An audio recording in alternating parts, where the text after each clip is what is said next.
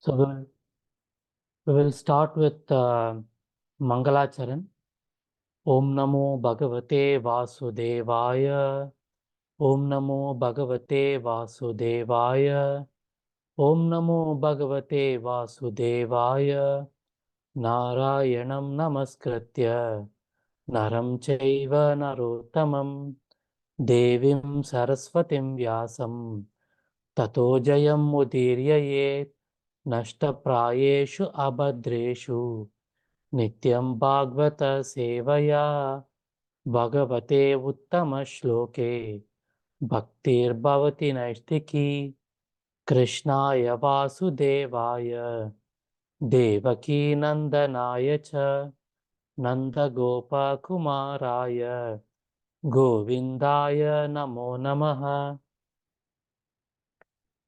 Hare Krishna. So let us start with the first shloka. Sri Sukha Uvacha Evam Etannigaditam Prastavan Yadbhavan Mama Nirnamyan Mriyamananam Manushyeshu Manisinam. So, Sukha Uvacha, Srila Sukadeva Goswami said, Evam, so, Etat, all these, Nigatam, answered, Prastavan, as you inquired. Prastavan is a kind of an adverb of prasta, means asking questions. Yet, what? Bhavan, your good self. Mama, unto me. Nirnam, of the human being. Yet, one. Mriyamananam, on the threshold of death. So this again adjective or an adverb of mrityu. Mriyamananam. Manushyeshu, among human beings. Manishinam, of the intelligent men. So this is a very important word, Manishinam. So this kind of inquiry is done only by those who are intelligent human beings. So Hare Krishna, can I request Rao Prabhu, K.S. Rao Prabhu, to read the translation and purport? Sure, Prabhuji. Translation. Sri Sukadeva Goswami said, Maharaja Parikshit, as you have inquired from me as to the duty of the intelligent man who is on the threshold of death, so I have answered you. Purport. Hare Krishna. In human society, all over the world, there are millions and billions of men and women, and almost all of them are less intelligent because they have very little knowledge of spirit soul. Almost all of them have a wrong conception of life, for they identify themselves with the gross and subtle material bodies, which they are not. In fact, they may be situated in different high and low positions in the estimation of human society. But one should know definitely that unless one inquires about his own self beyond the body and the mind, all his activities in human life are total failures. Therefore, out of thousands and thousands of men, one may inquire about his spirit self and thus consult the revealed scriptures like Vedanta Sutras, Bhagavad Gita, and Srimad Bhagavatam. But in spite of reading and hearing such scriptures, unless one is in touch with a realized spiritual master, he cannot actually realize the real nature of self, etc. And out of thousands and hundreds of thousands of men, someone may know what Lord Krishna is in fact. In the Chaitanya Charitamrita, Madhya 20.12 to 123, it is said that Lord Krishna, out of his causeless mercy, prepared the Vedic literatures in the incarnation of Vyasadeva for reading by the intelligent class of men in a human society, which is almost totally forgetful of the genuine relation with Krishna. Even such an intelligent class of men may be forgetful in their relation with the Lord. The whole Bhakti Yoga process is therefore a revival of the lost relation. This revival is possible in the human form of life, which is obtained only out of the evolutionary cycle of 8.4 million species of life. The intelligent class of human being must take a serious note of this opportunity. Not all human beings are intelligent, so the importance of human life is not always understood. Therefore, manisinam, meaning thoughtful, is particularly used here. A manisinam person like a Maharaja Parikshit must therefore take to the lotus feet of Lord Krishna and fully engage himself in devotional service, hearing, chanting, etc. of the holy name and pastimes of the Lord, which are all Hari Kadamruta. This action is especially is recommended when one is preparing for death. Hare Krishna, Jai Srila Prabhupada. Hare Krishna. Thank you, Prabhu. So, the importance of the word Manishinam means of the intelligent people who inquire about Lord Krishna, about their position, is being emphasized here. So, the first few lines, there's a shloka in Bhagavad Gita, Manushyanam Sahasreshu. So, out of the human population, there are very, very few who have the curiosity to inquire about themselves. Who are they? What is their position? Who is the Lord? What is their relationship to the Lord? How can we approach Lord? How can we serve Him? So these kind of inquiries, the beginning process itself, only very few people even think about it. And then out of the very few people who think about it, very few continue. So even in our Balutsav classes, even in our Bhakti Vriksha classes, let us say if, for example, 20 to 25 devotees or 20 to 25 children come, so we don't normally get more than, say, 20 percentage, maximum 15 or 20 percentage, 5 devotees or 5 families progressing to the next stage. So then, even when we go into that, the progress is based on our sincerity, is based on our dedication, and last but not the least, it is also based on our Shraddha, faith. Lord Krishna says in the Bhagavad Gita, 9th chapter, 3rd shloka, he says, Ashraddha danaha purusha dharmasyasya parantapa apraptyava nivartante mrityu samsara vartmani. So I may put tilak, I may do chanting, I may have a Vaishnava address, but he says that unless I have Shraddha, unless I have faith, whatever I do, it is practically not possible to attain the lotus feet of Lord Krishna. And he says, such people, Mrityu Samsara Vartmani. So they will keep coming back again and again in the cycle of birth and death. So the point to understand is that how rare it is to get the opportunity to be in Krishna consciousness, how rare it is to be in the association of devotees, and how rare it is to be in the association of devotees understanding Amala Puran like Srimad Bhagavatam, which all of you are exactly doing now. This is exactly what Srila Prabhupada is explaining in the first half of the purport, and in the second half of the purport, he is explaining to them the rarity of human birth itself. So out of the 8.4 million species of life, it is not the count, it is a type, species of life. The Shastras say that only 400,000 is human beings. That is the reason why you see different types of body color, hair color, eyes color, and all those things.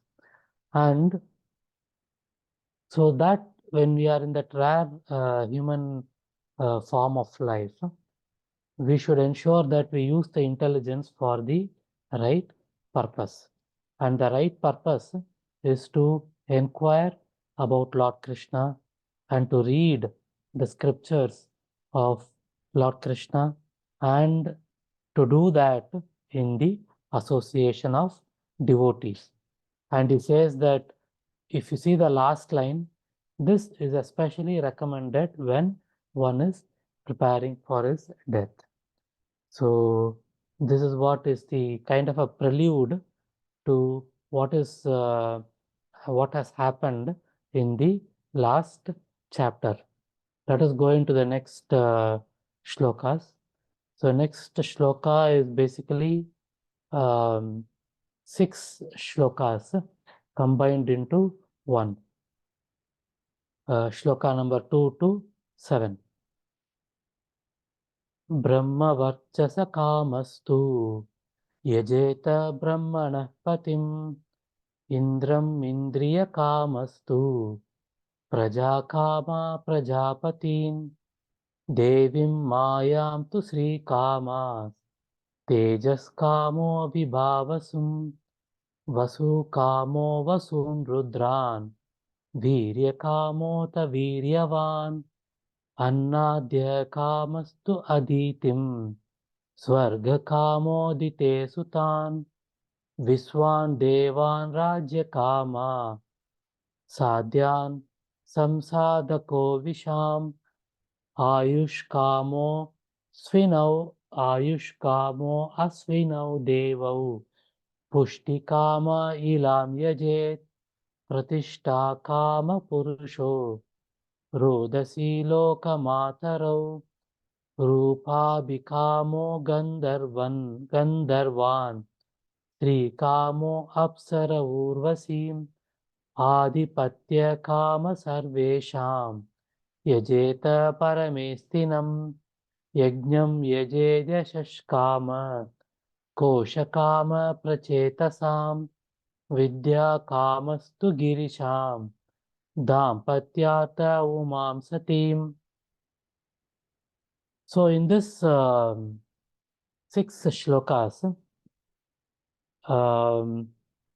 Sukadeva Goswami is talking about whom we should worship depending on what we want. So one minute, we will go directly to the translation and purport. Can I request Sushil Kumar to read the translation and purport? Hare Krishna. Yes, Prabhu. Yeah. Translation. One who desires to be absorbed in the impersonal Brahmajyoti effulgence should worship the master of the Vedas, that is Lord Brahma or Baraspati, the learned priest. One who desires powerful sex should worship the heavenly king Indra, and one who desires good progeny should worship the great progenitors called the Prajapatis.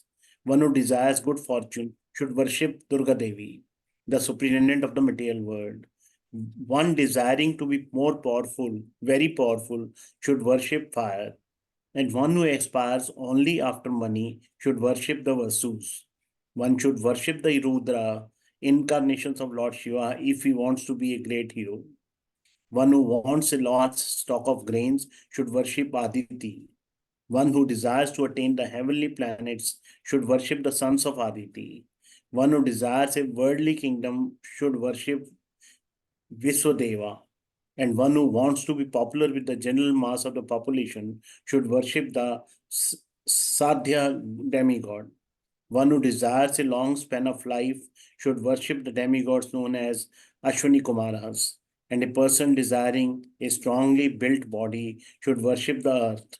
One who desires stability in his post should worship the horizon and the earth combined. One who desires to be beautiful should worship the beautiful residents of the Gandharv planet, and one who desires a good wife should worship the Apsaras and the Urvashi society girls of the heavenly kingdom. One who desires domination over others should worship Lord Brahma, the head of the universe. One who desires tangible fame should worship the personality of the Godhead, and one who desires a good bank balance should worship the demigod Varuna, If one desires to be greatly learned man, he should worship Lord Shiva. And if one desires a good marital relation, he should worship the chaste goddess Uma, the wife of Lord Shiva. Purport that there are different modes of worship for different persons desiring success in particular subjects. The conditioned soul living within the purview of the material world cannot be an expert in every type of materially enjoyable asset, but one can have considerable influence over a particular matter by worshipping a particular demigod, as mentioned above. Ravan was made a very powerful man by worshipping Lord Shiva, and he used to offer several heads to please Lord Shiva. He became so powerful by the grace of the Lord Shiva that all the demigods were afraid of him until he at last challenged the personality of the godhead, Sri Ramchandra, and thus ruined himself. In other words, all such persons who aspire that after gaining some or all of the material objects of enjoyments or the gross materialistic persons are on the whole less intelligent as confirmed in the Bhagavad Gita 7.20. It is said that those who are bereft of all good sense, or those whose intelligence is withdrawn by the deluding energy of Maya, aspire to achieve all sorts of material enjoyment in life by pleasing the various demigods or by advancing in material civilization under the heading of scientific progress. The real problem of life in the material world is to solve the question of birth, death, old age, and disease. No one wants to change his birthright. No one wants to meet death.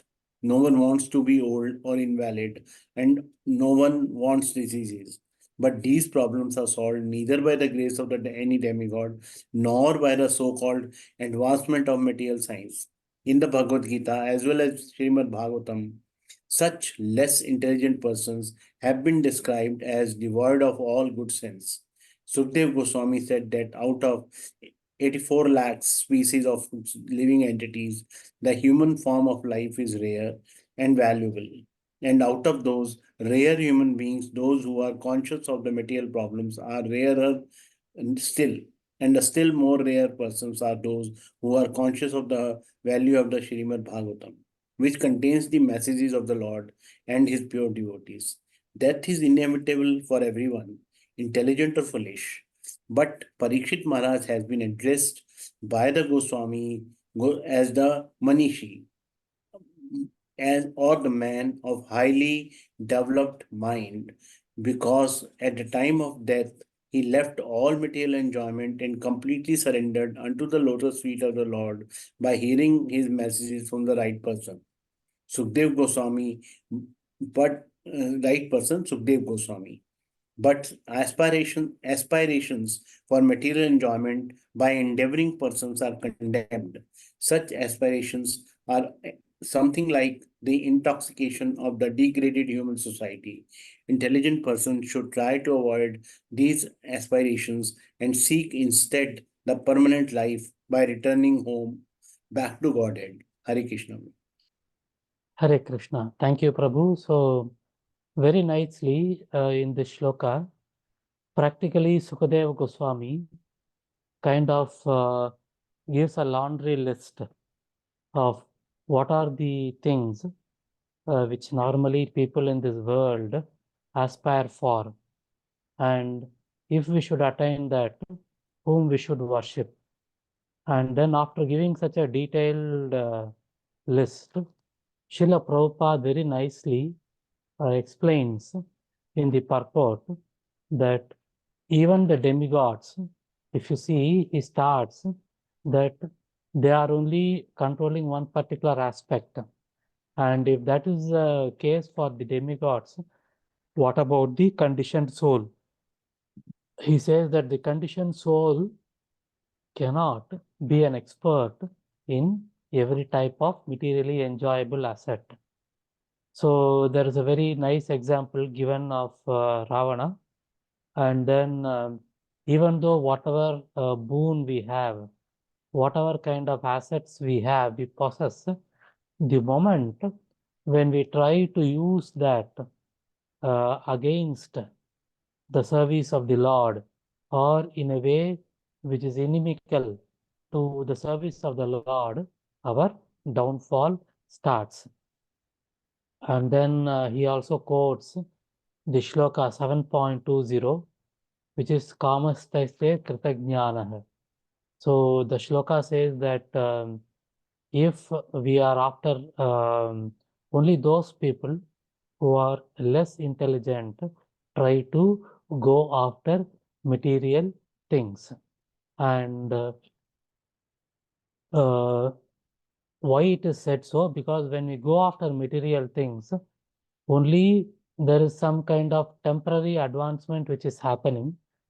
But the real problem of the material world of solving the question of birth, death, old age, and disease is not changed. So again, Srila Prabhupada emphasizes that what is the question which we should really ask? So why did I take birth? Why? How can I solve this 4 problems? So again, I am reminded of the lecture given by His Holiness Radhanath Swami Maharaj when he explains the science of self-realization. So if we ask different people about what is the real problem of life, we will all get multiple answers depending upon whom we ask. Probably somebody will say the biggest problem is population. Somebody will say that the biggest problem is corruption. Somebody will say that the biggest problem is sustainability, or so you will get as many different answers depending on whom you ask. So, but the scriptures, they are very clear as to what can be considered as a problem. So according to the scriptures, if we have to consider something as a problem, it has to satisfy 2 parameters. First parameter is that it has to, the problem is something which nobody should want. So in that lecture, His Holiness Radhanath Swami Maharaj was giving an example of a rainy day in Mumbai when people, when it starts raining, there is a fancy store, and then people take shelter outside the people come below the shelter of that fancy store. So one of the products sold in the fancy store is umbrella. So the shopkeeper thinks that if the rain lasts longer, some of my umbrellas will get sold. But the people who are waiting outside, taking shelter from the rain, they are thinking that when the rain will stop so that they can go. So Radhanath Swami Maharaj was explaining that within a short area, just inside and outside, there are 2 different sets of people expecting completely at the opposite. So from a material perspective, what is a problem for one is actually an opposite, is an opportunity for another. Unfortunately, that is the way in which the material world works. For example, if you take corruption, corruption may be a problem for the person who is giving it. But for the person who is receiving it, it's not a problem, at least temporarily. So all the material problems, they are not problems for everyone. So the scripture says that only if a thing satisfies 2 parameters, that nobody should want it, then the second thing is, but everyone should get it. So if anything satisfies these 2 parameters, only that can be called as a problem. And according to Shastras, there are only 4 things which satisfy these 2 criteria: Janma, Mrityu, Jara, Vyadi, Dukkha, Doshanu, Darshanam. Janma, does anybody have control over our birth? No. Janma Mrityu, of course, we cannot control. Even 1 second, we cannot change this way and that way. Jara, Jara means old age. So when it comes to old age, even though by every passing day we grow older, most of us are in a state of denial. So people growing old, they are not willing to accept that they are going old. There is a movie by Amitabh Bachchan also, Buddha Hoga Tera Baap. So generally there is there is a overall attitude of a denial of growing old, and then Vyadi, disease. Nobody wants disease. So Janma, Mrityu, Jara, Vyadi, Dukkha, Doshanu, Darshanam. So these are the 4 real problems of human life. And if someone is intelligent, so he should think as to how we can come out of this circle of human life, because of which these 4 problems are coming again and again and again. And so he is repeating what was told in the last shloka purport, and then again Prabhupada is explaining the importance given to the word manishi. So because the human intelligence should be used for inquiries which are intelligent.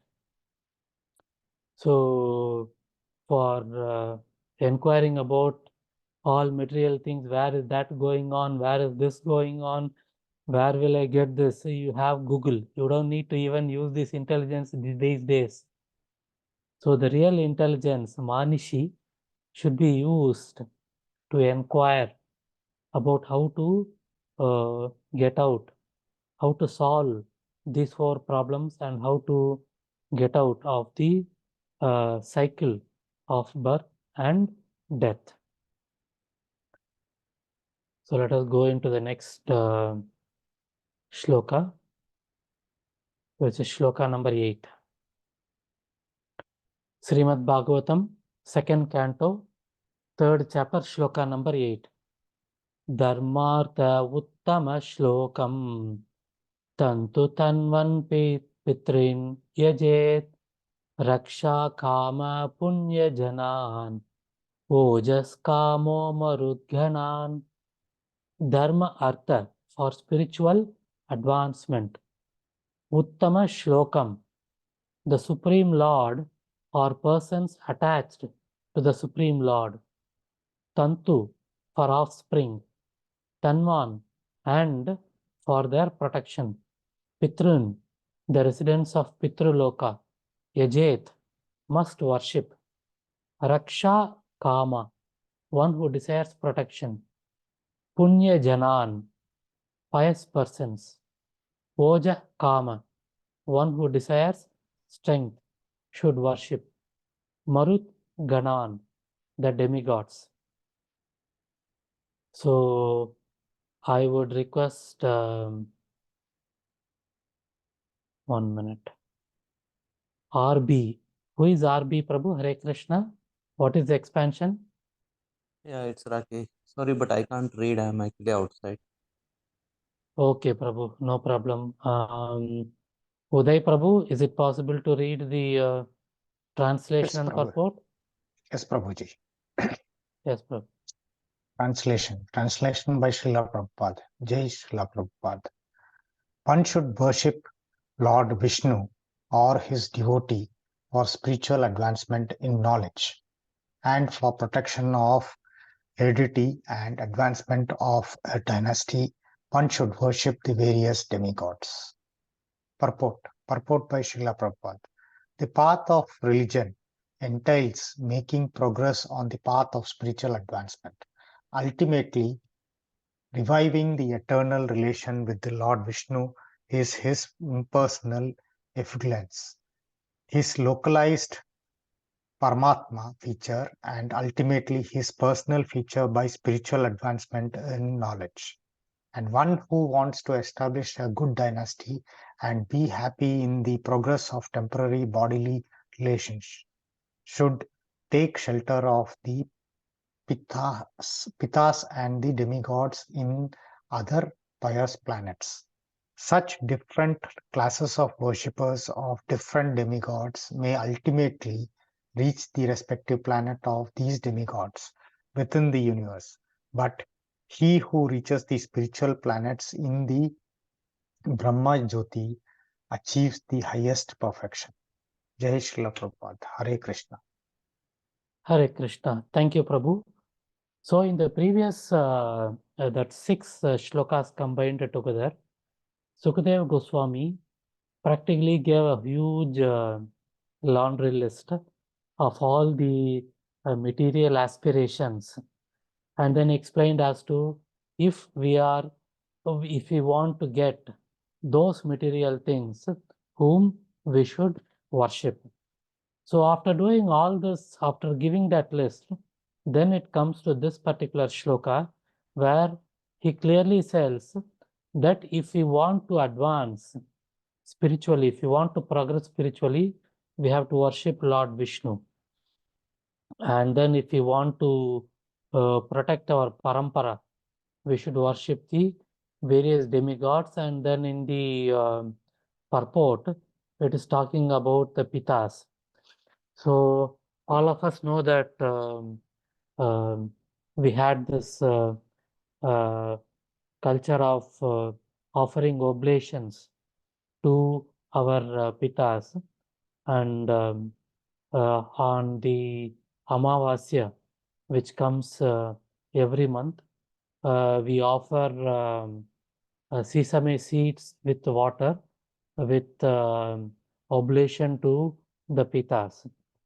So one thing we should understand is that when we worship Lord Krishna, all of this is automatically taken care of. Yatataror mula nishechalena. So like this is a very important shloka, and most of you might already have listened to it. So it says that when we water a tree, automatically all the parts of the tree gets nourishment, whether it is the branches, whether it is the leaves, or whether it is the trunk, everything gets nourishment. So we don't water the leaves separately, we don't water the trunk separately, so on and so forth. Similarly, when we worship Lord Krishna, it is equivalent to worshipping all the various demigods. Again, when we talk about spiritual advancement, so spiritual advancement is basically reviving our relationship to Lord Krishna. So we should understand that we are not cultivating anything new. The relationship with Lord Krishna is already there with each and every one of us. The only thing is it is dormant.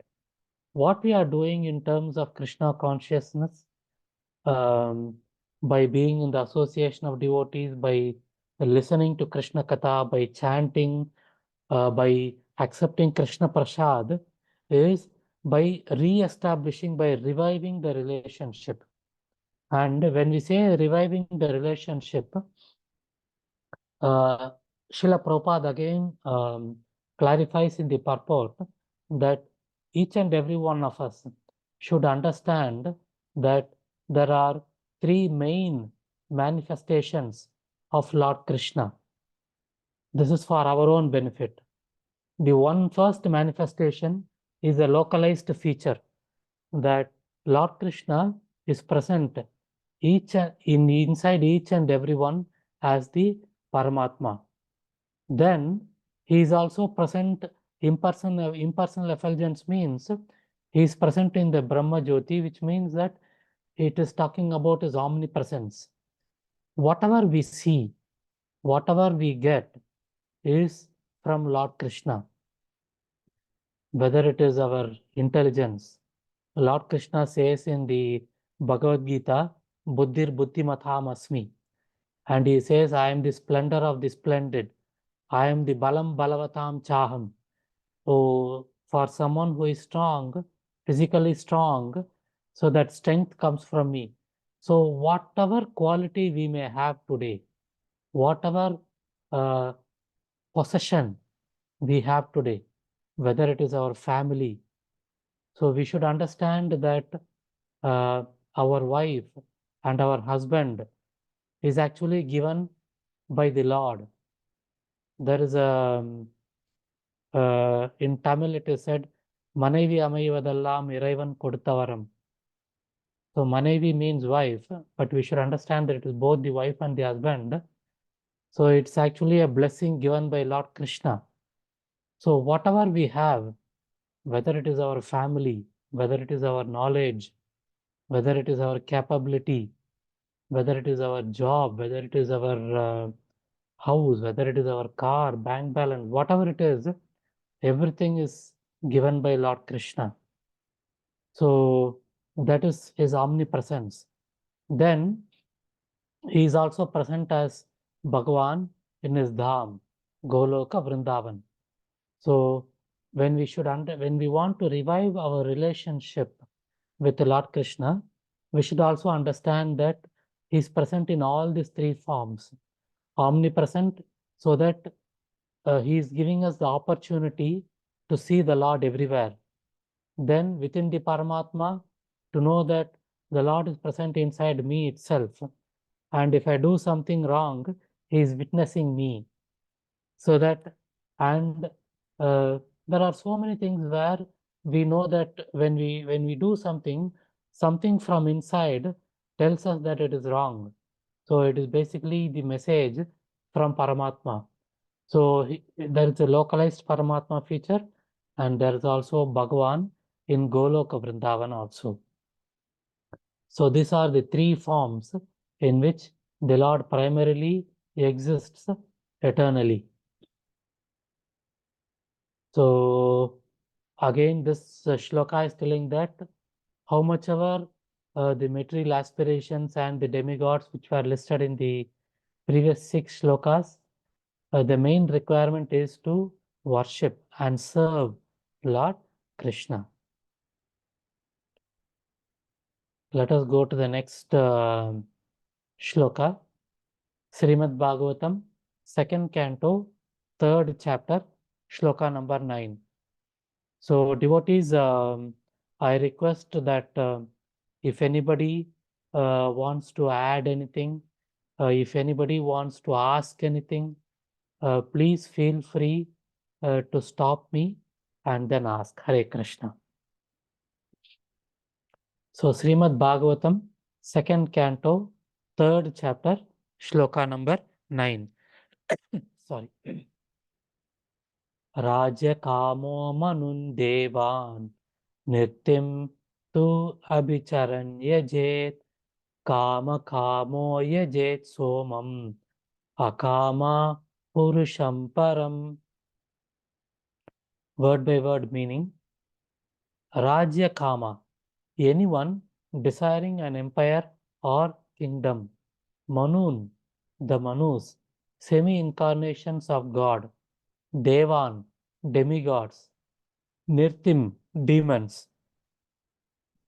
Tu, but.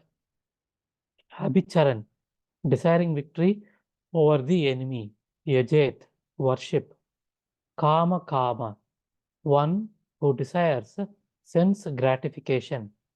Yajet, should worship. Somam, the demigod named Chandra.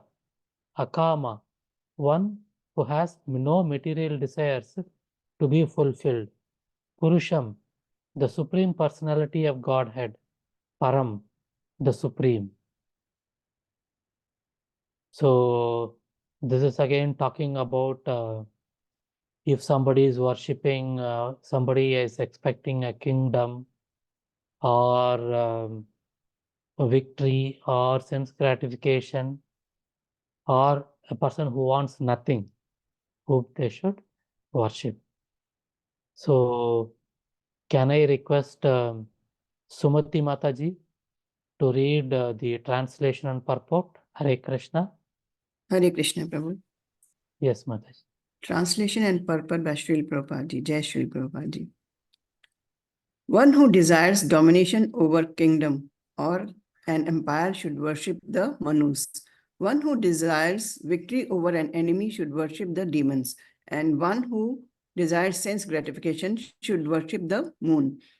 But one who desires nothing of material enjoyment should worship the Supreme Personality of Godhead. Purport. For a liberated person, all the enjoyments listed above are considered to be absolutely useless. Only those who are conditioned by the material modes of external energy are captivated by different types of material enjoyment.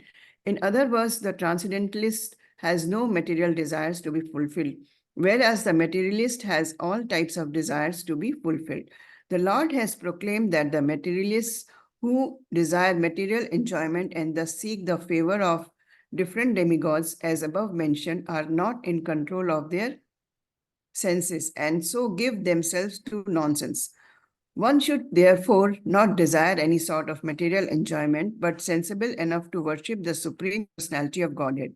The leaders of nonsensical persons are still more nonsensical because they preach openly and foolishly that one can worship any form of demigod and get the same result. This sort of preaching is not only against the teachings of the Bhagavad Gita or those of the Srimad Bhagavatam, but is also foolish, just as it is foolish to claim that with the purchase of any travel ticket, one may reach the same destination. No one can reach Bombay from Delhi by purchasing a ticket for Baroda. It is clearly defined herein that persons impregnated with different desires have different modes of worship. But one who has no desire for material enjoyment should worship the Supreme Lord, Sri Krishna, the personality of Godhead. And this worshipping process is called devotional service. Pure devotional service means service to the Lord without any tinge of material desires, including desire for fruitive activity and empiric speculation. For fulfillment of material desires, one may worship the Supreme Lord, but the result of such worship is different, as will be explained in the next verse. Generally, the Lord does not fulfill anyone's material desires for sense enjoyment, but he awards such benedictions to worshippers of the Lord, for they ultimately come to the point of not desiring material enjoyment. The conclusion is that one must minimize the desires for material enjoyment, and for this one should worship the Supreme Personality of Godhead, who is desired here as Param, who is described here as Param, for beyond anything material. Sripad Shankaracharya has also stated, Narayana Paro Vyaktatah, Narayana Paro Vyaktatah, the Supreme Lord is beyond the material encirclement. Hare Krishna. Thank you, Prabhu. Hare Krishna. Thank you, Mataji. Narayana Para Avyaktat means the Supreme Lord is beyond anything which is material. And very nicely in the middle of the paragraph, Srila Prabhupada is explaining that in this journey of material life, we should know the destination. And if we don't know the destination, there's no point in claiming ignorance.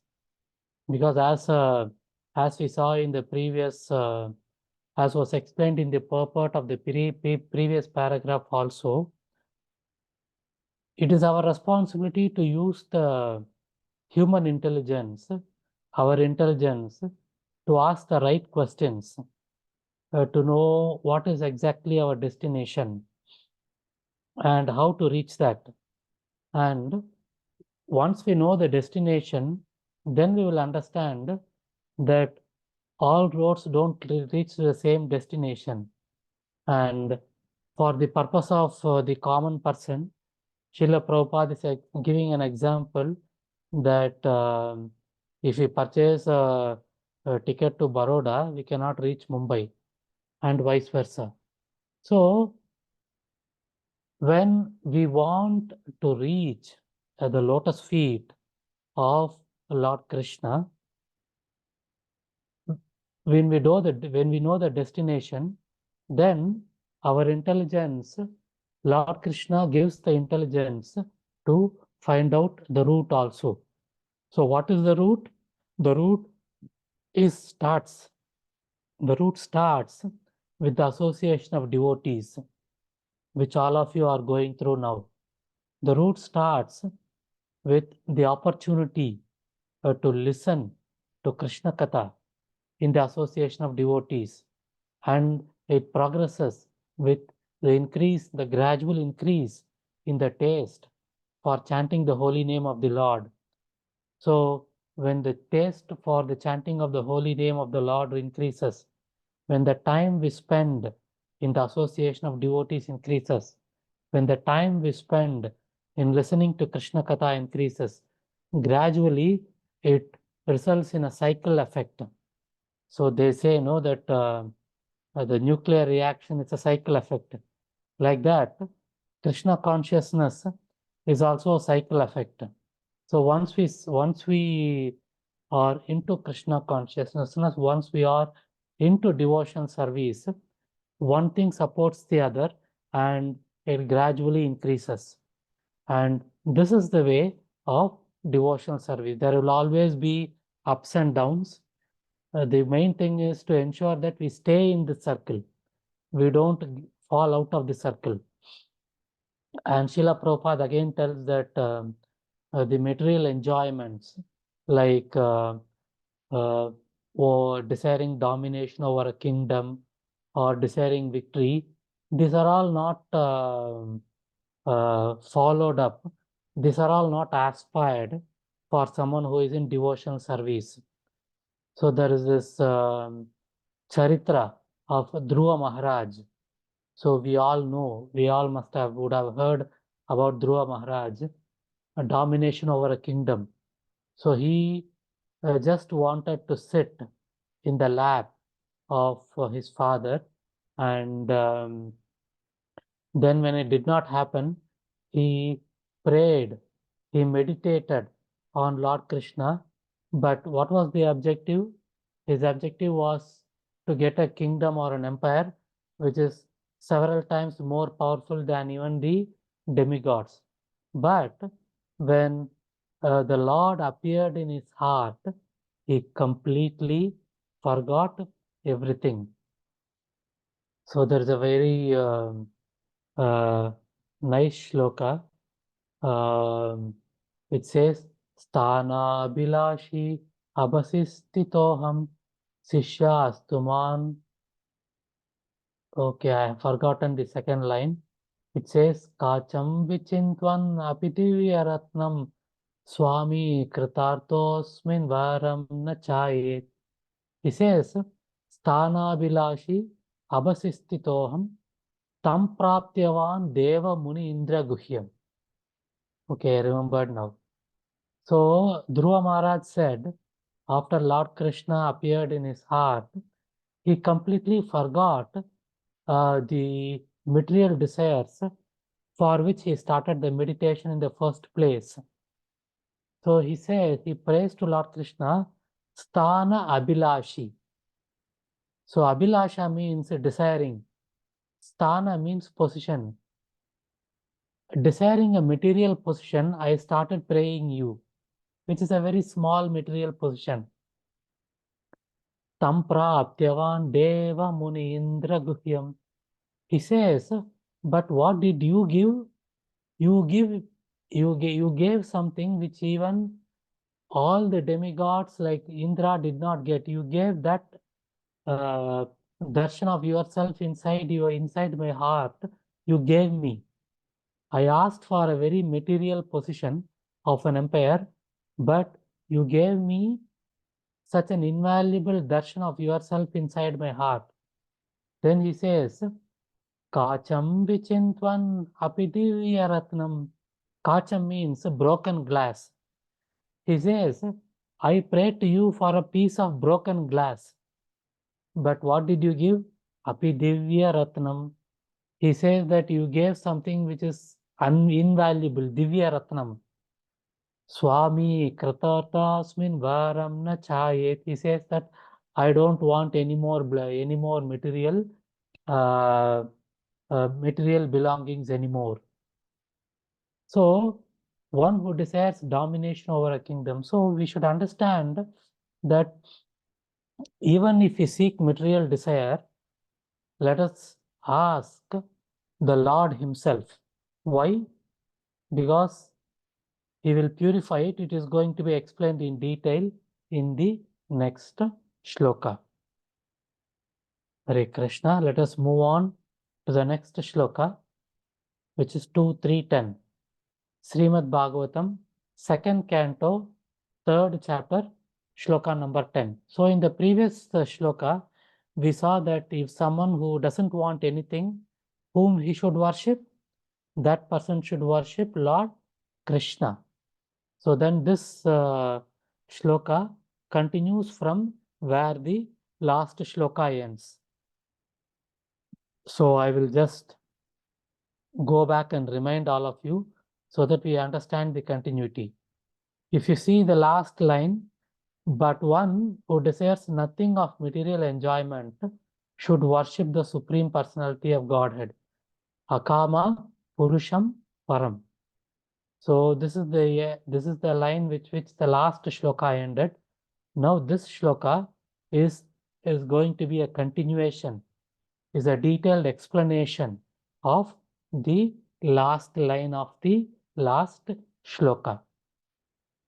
Srimad Bhagavatam, 2nd Canto, 3rd chapter, shloka number 10.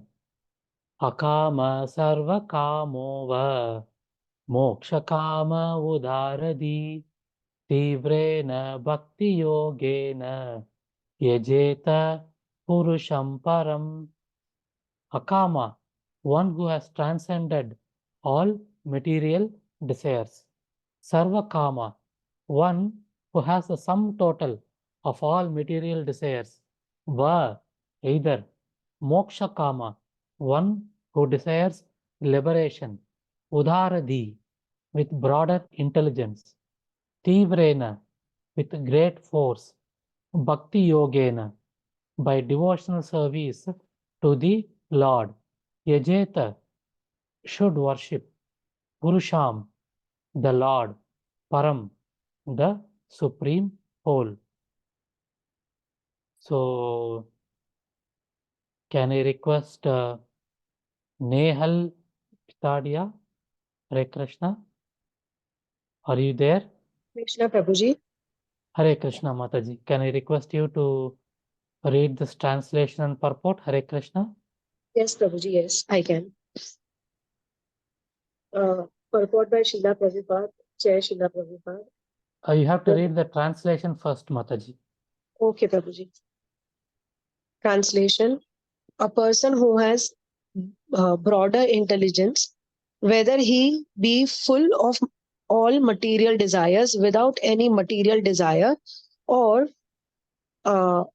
desiring liberation, must by all means worship the Supreme Whole, the Personality of Godhead. The Supreme Personality of Godhead, Lord Shri Krishna, is described in Bhagavad Gita as Purushottam, or the Supreme Personality. It is He only who can award liberation to the impersonalist by absorbing such aspirants in the Brahma Jyoti, the bodily ray of the Lord. The Brahma Jyoti is not separate from the Lord, as the glowing sun ray is not independent of the sun disk. Therefore, one who desires to merge into the supreme impersonal Brahma Jyoti must also worship the Lord by Bhakti Yoga, as recommended here in Srimad Bhagavatam. Bhakti Yoga is especially stressed here as the means of all perfection. In the previous chapter, it has been stated that Bhakti Yoga is the ultimate goal of both Karma Yoga and Jnana Yoga. And in the same way, in this chapter, it is emphatically declared that Bhakti Yoga is the ultimate goal of different varieties of worship of different demigods. Bhakti Yoga, thus being the supreme means of self-realization, is recommended here. Everyone must therefore seriously take up the method of Bhakti Yoga even though one aspires for material enjoyment or liberation from material bondage.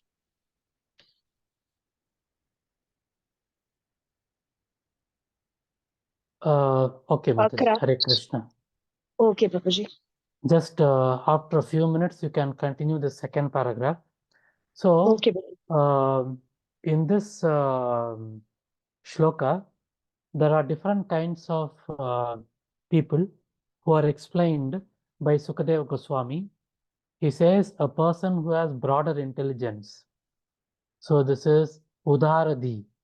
Then, if a person is having lot of material desires, Sarva Kama, then he says if a person doesn't have any desire, Akama, then a person who is desiring liberation. So, in the first paragraph, he is talking about those persons who want to get liberated, but who are talking about impersonal liberation. Means becoming one with Lord Krishna by becoming one with the Brahma Jyoti.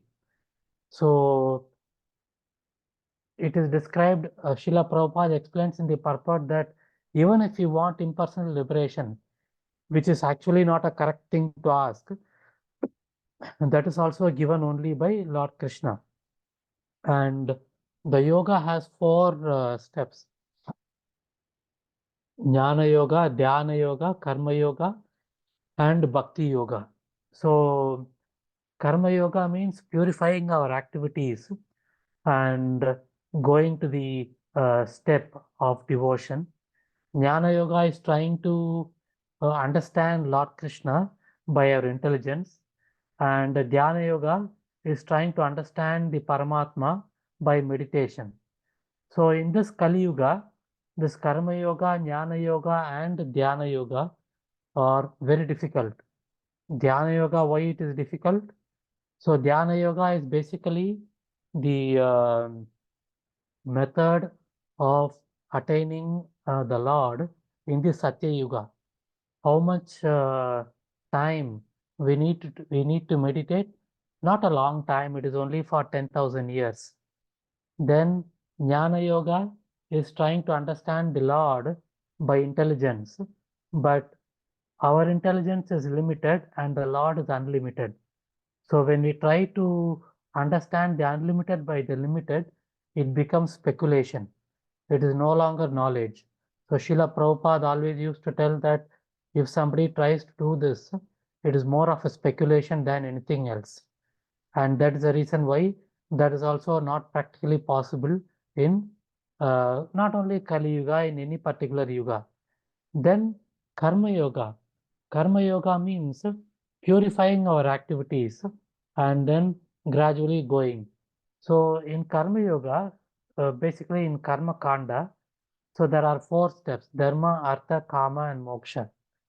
Dharma means we do pious activities, and with pious activities we get Artha, means economic wealth, and with Artha we satisfy our material desires, and once our material desires are fully satisfied, we think about moksha, liberation. But in the material life, the transition from the kama to moksha never happens. Nobody is satisfied with whatever we have.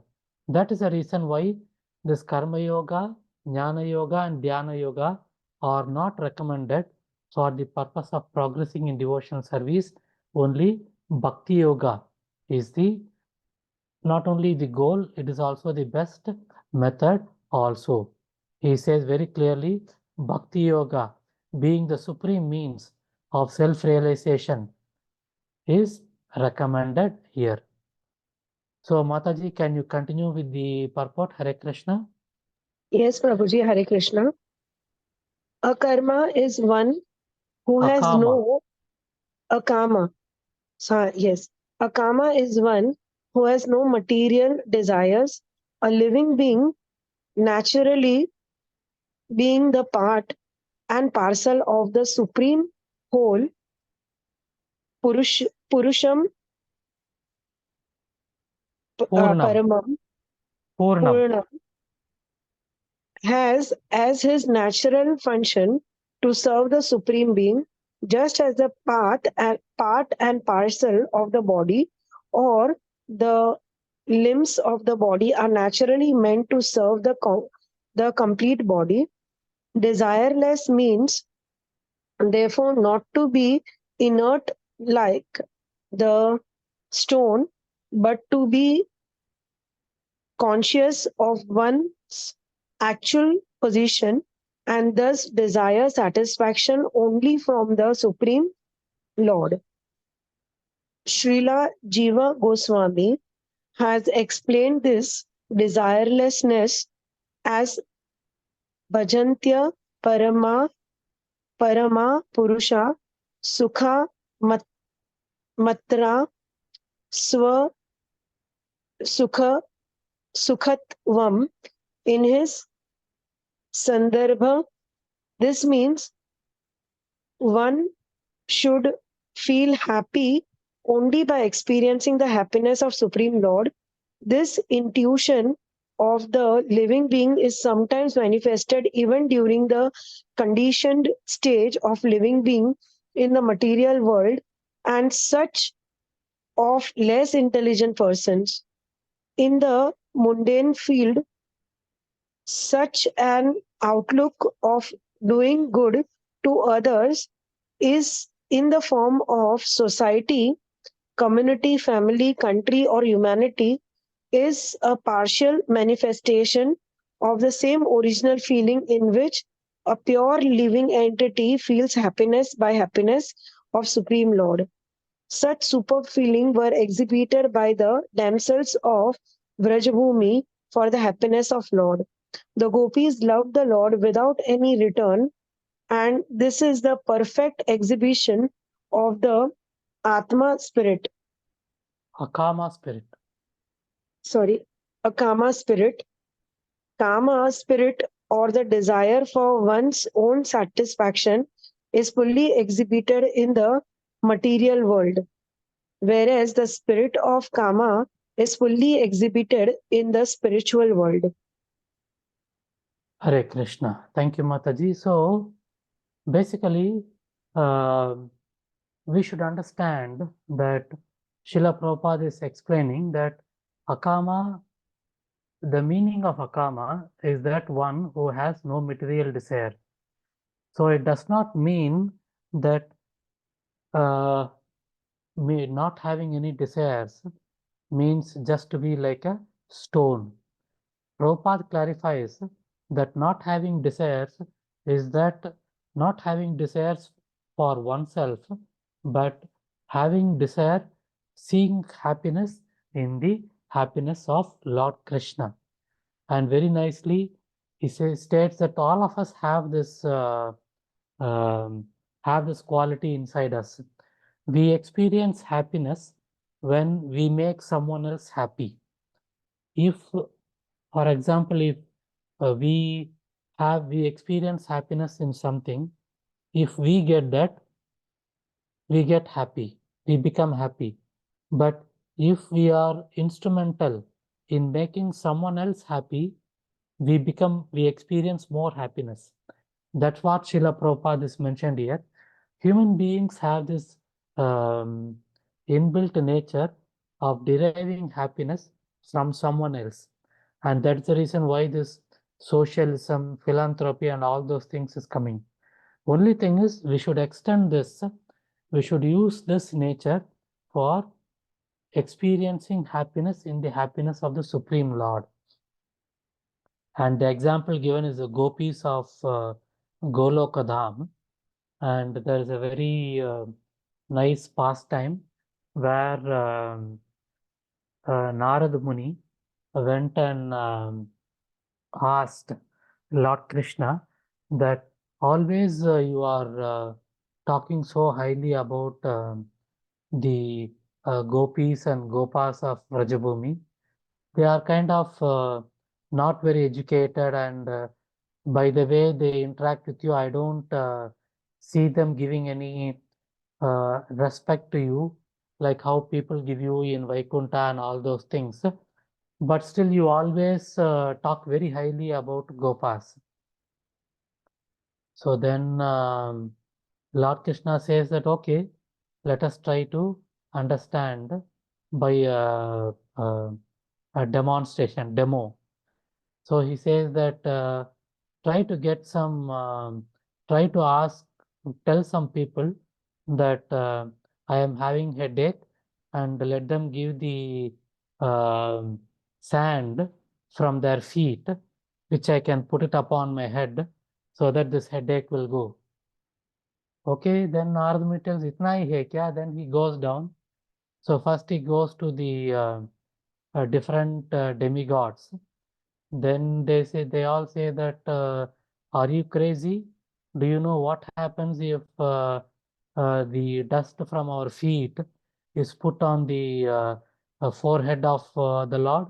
We will get such a lot of karma that we will never come out, our sins will never get erased. So like that, he goes to different places, and then finally he comes to Vrajabhumi. And when he comes to Vrajabhumi, he doesn't even open his mouth, but the gopis, when they see Narad Muni, and when they see that his face is not so glowing, they themselves come and ask, Narad Muni, why your face is, you are looking sad? Then Narad Muni says that Lord Krishna is having headache, and that is why I'm this thing. So for the others, he asked directly. For the gopis, he also didn't ask. Then the gopis asked, "Oh, our Lord is having headache. Can we do anything for removing that headache?" Then Narada Muni said that yes, it is possible, but you cannot do that. Then Gopi said that if uh, if our Lord's headache will go, we are ready to do anything. Just tell what needs to be done. Then he said that from your feet, you have to take dust and then give it to me. He will apply it on his lotus feet.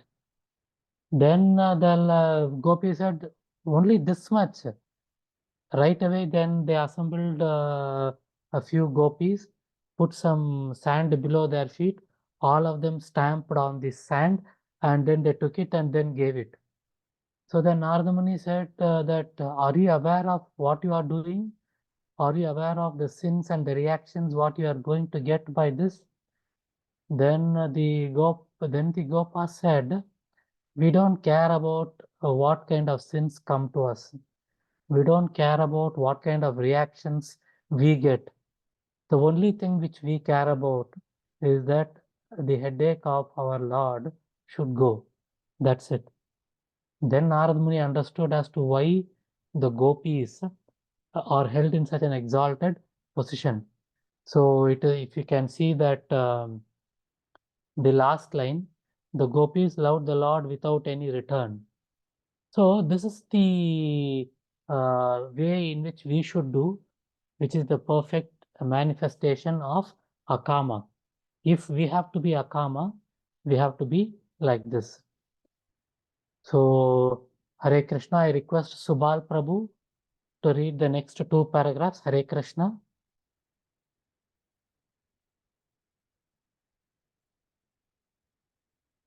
Subal Prabhu, are you there? Hare Krishna. Okay. Rao Prabhu, if you can read the next two paragraphs. Hare Krishna. Sure, Prabhuji.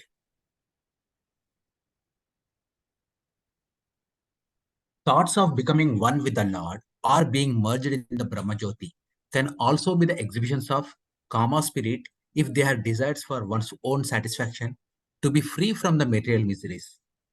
A pure devotee does not want liberation so that he may be relieved from the miseries of life. Even without so-called liberation, a pure devotee is aspirant for the satisfaction of the Lord. Influenced by the Kama spirit, Arjuna declined to fight with the Kurukshetra battlefield because he wanted to save his relatives for his own satisfaction. But being a pure devotee, he agreed to fight on the instructions of the Lord, because he came to his senses and realized that satisfaction of the Lord at the cost of his own satisfaction was his prime duty. Thus, he became Akama. That is a perfect stage of perfect living being. Udaradhi means one who has a broader outlook. People with desires for material enjoyment worship small demigods, and such intelligence is condemned in the Bhagavad Gita 7.20 as Hritajnana, the intelligence of one who has lost his senses. One cannot obtain any result from demigods without getting sanction from the Supreme Lord. Therefore, a person with a broader outlook can see that the ultimate authority is the Lord, even for material benefits. Under the circumstances, one with broader outlook, even with the desire for material enjoyment or for liberation, should take to the worship of the Lord directly. And everyone, whether an Akama or Sakama or Mokshakama, should worship the Lord with great expedience. This implies that Bhakti Yoga may be perfectly administered without any mixture of karma and jnana. As the unmixed sun ray is very forceful and is therefore called Tvira. Similarly, unmixed bhakti yoga of hearing, chanting, etc., may be performed by one and all regardless of inner motive. Jai Srila Prabhupada. Hare Krishna. Hare Krishna. Thank you, Prabhu. So, it is kind of concluding this shloka. Akama Sharva Kamova Moksha Kama Udaradi. So, Udaradi means someone who is having a broad outlook. So, irrespective of whatever it is, the only thing which we do is to worship Lord Krishna. And then how to do it? Worship him with Bhakti Yoga. And this is what is called as Tivrena, because the sun's rays are called as Tivra. And similarly, Bhakti Yoga is also very intense. So when we do hearing and chanting, and when we do it in the association of devotees, so without our knowledge, the intensity of the Bhakti Yoga acts upon us. We become purified and gradually progress in Krishna consciousness. So this is a very important shloka that all of us have to memorize, and then we also have to imbibe the instruction of the shloka that whatever be our nature in terms of our desire, we need to just remember that the only person we need to worship is the Supreme Personality of Godhead, Lord Sri Krishna. So let us go into the next chapter. Next shloka, shloka number 11.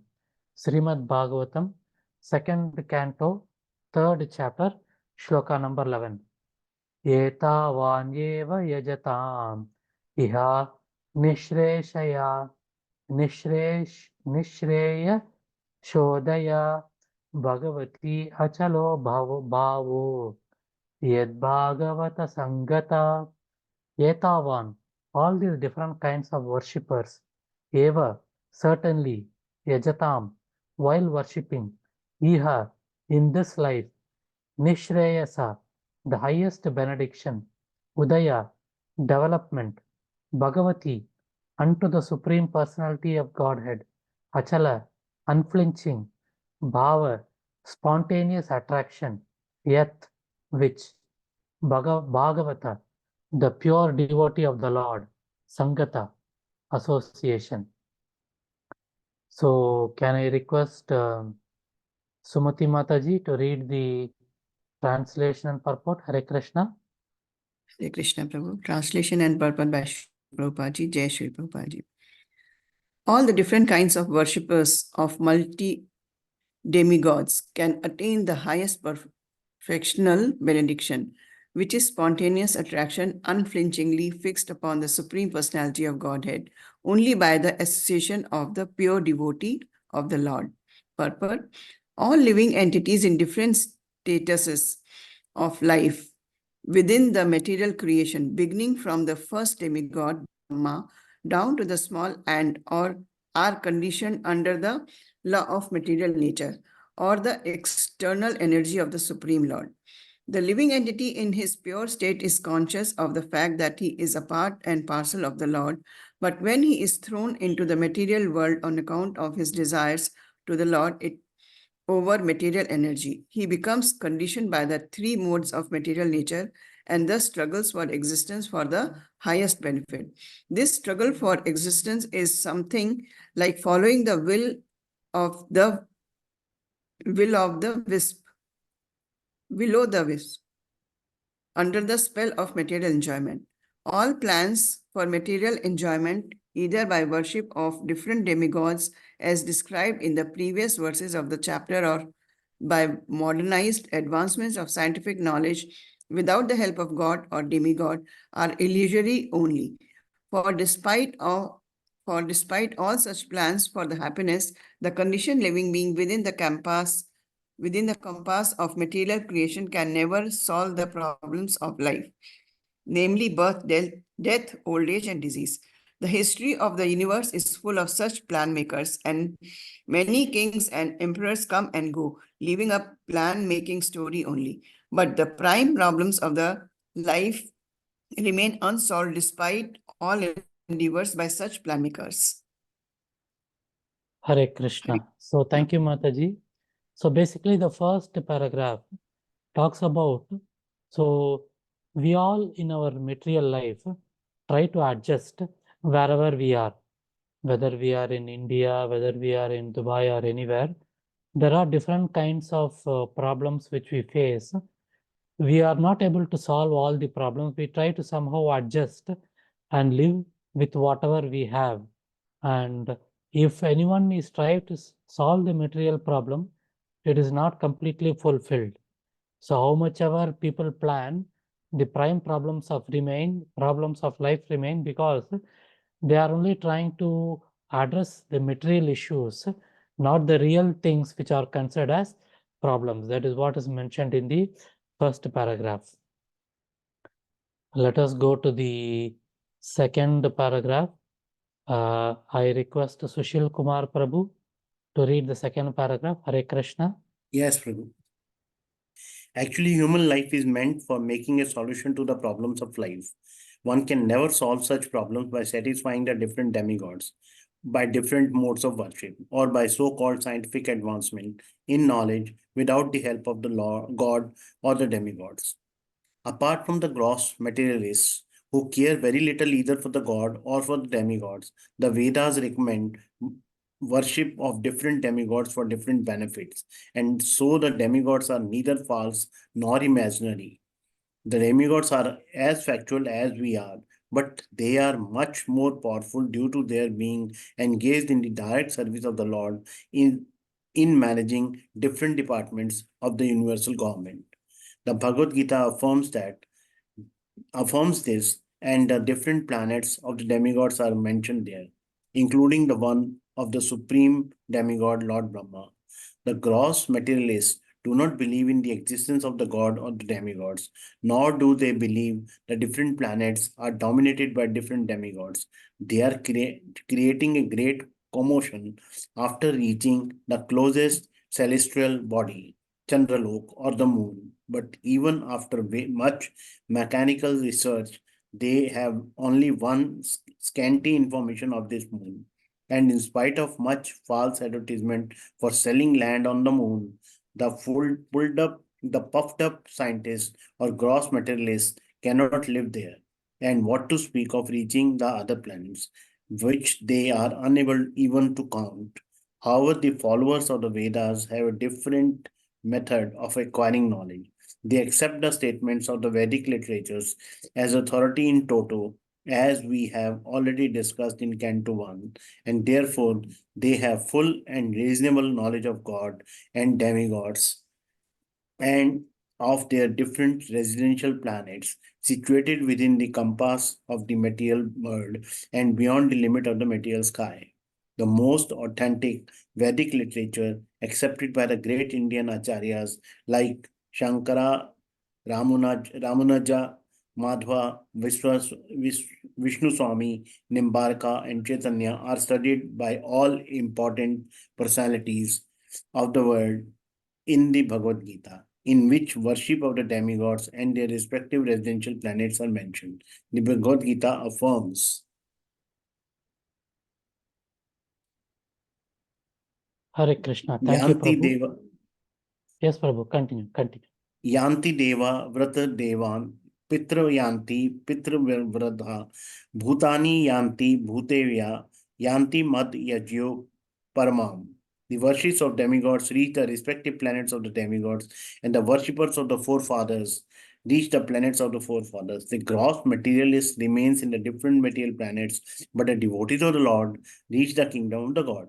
We also have information from the Bhagavad Gita that all the planets within the material world, including Brahmalok, are but temporarily situated, and after a fixed period, they are all annihilated. Therefore, the demigods and their followers are all annihilated at the period of devastation. But one who reaches the kingdom of God gets a permanent share in the eternal life. That is the verdict of the Vedic literature.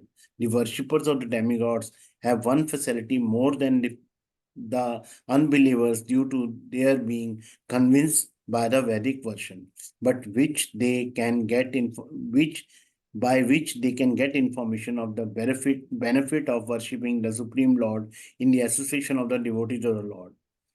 The gross materialist, however, without any faith in the Vedic version, remains eternally in darkness, driven by a false conviction on the basis of imperfect experimental knowledge or so-called material science, which can never reach into the real realm of transcendental knowledge. Therefore, unless the gross materialist or the worshippers of the temporary demigods come in contact with the transcendentalists like the pure devotee of the Lord, their attempts are simply a waste of energy. Only by the grace of the divine personalities, the pure devotee of the Lord can only achieve pure devotion, which is the highest perfection of human life. Only pure devotee of the Lord can show one the right way of progressive life. Otherwise, both the materialistic way of life, without any information of God or the demigods, and the life engaged in the worship of demigods in pursuit of temporary material enjoyments are different phases of Phantasmagoria. They are nicely explained in Bhagavad Gita also, and the Bhagavad Gita can be understood in the association of pure devotees only, and not by the interpretations of politicians or dry philosophical speculators. Hare Krishna. Thank you, Prabhu. Thank you. So in this purport, in this shloka, it is said that all different kinds of worshippers can attain the highest perfectional benediction, which is spontaneous attraction, unflinchingly fixed upon the Supreme Personality of Godhead only by the association of pure devotees. So in this complete paragraph, it is very nicely mentioned, described about the demigods. It is not that the demigods are they don't exist or not factual. They do exist. Only thing is that they are coming under Lord Krishna. We should give respect to them. And Srila Prabhupada always used to say that respect should be given to demigods and worship should be to Lord Krishna. And then again, it is very nicely said that we tend to believe the scientists and so many people who do so much of research, but we tend to ignore devotees who study authentic Vedic literature and then bring them to each and every one of us. And then we try to we should understand, we should read, and we should get the information from Bhagavad Gita only in the association of pure devotees. So when we do that, what happens? We unflinchingly get attracted to the Supreme Personality of Godhead. So if you want to have the taste of devotional service, if you want to keep ourselves attracted to Lord Krishna, so we should always be in the association of devotees.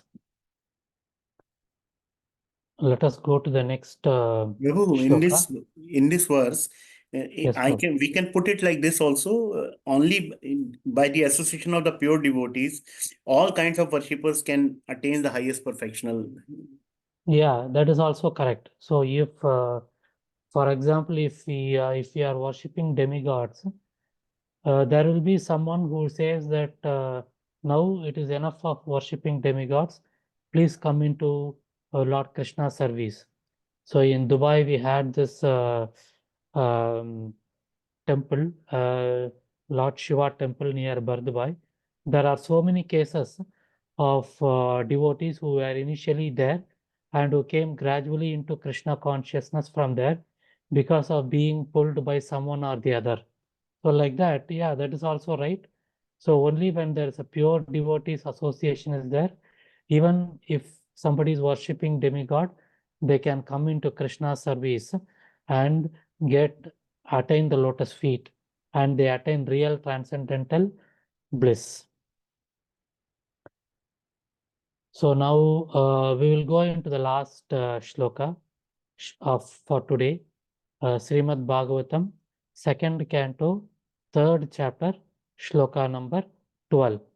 Jnanamed aprati nivritta gunormi chakram atma prasada utra guneshva sangha kaivalya sammata patastvata bhakti yoga ko nirvrito harikata shuratim na kuryat.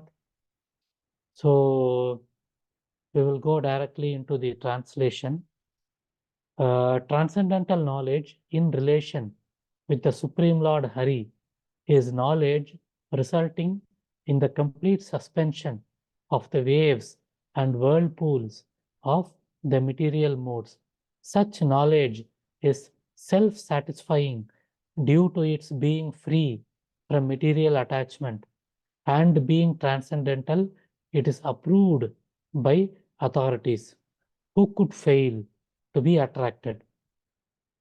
So due to restriction of time, I am not going into the purport, but it is very, this shloka says that when we get into the devotional service, the knowledge which we are getting from Krishna consciousness, from Bhagavad Gita and from Srimad Bhagavatam is completely transcendental.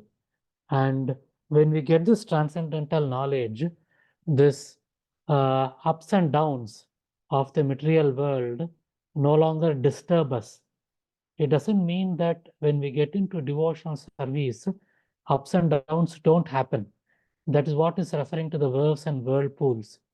So the ups and downs will always happen as long as we are in this material world. But when we understand this transcendental knowledge, when we understand this position, we don't get disturbed by this. So that is what is meant by the transcendental knowledge.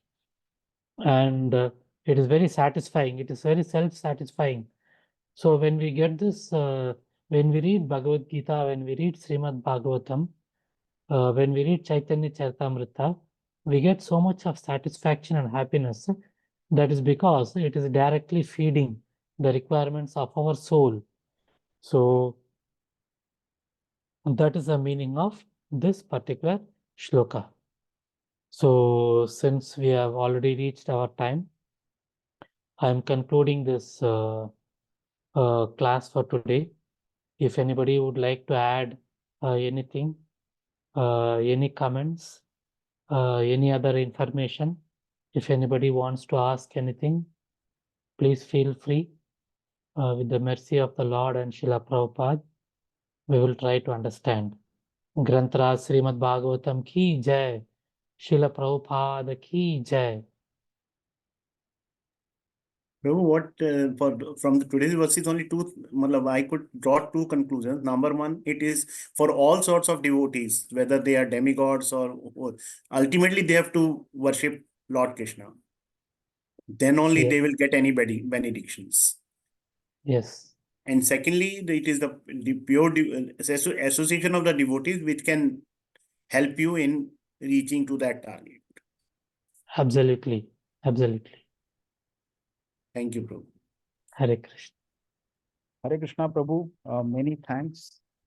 Sorry, Hare Krishna. too many verses for the day. I will actually, when I prepare the next schedule, I will consider this one. So sorry for that. Even last No time, problem. Krishna Swarup Prabhu also gave me a feedback that the purports were a bit big for everyone to read. So I'll take care of this next time. Many thanks and apologies for this long No. list of. Thank you so much. Anybody has any question? Or shall we take a call now? Doesn't look like, Prabhu. Okay, Prabhu. Thank you so much. Thank you, Prabhuji. Thank you, Thank you, Prabhu. Prabhuji. Hare Hare Krishna. Krishna. Hare Hare Krishna. Krishna. Thank you, Prabhuji. Hare Krishna, Prabhu.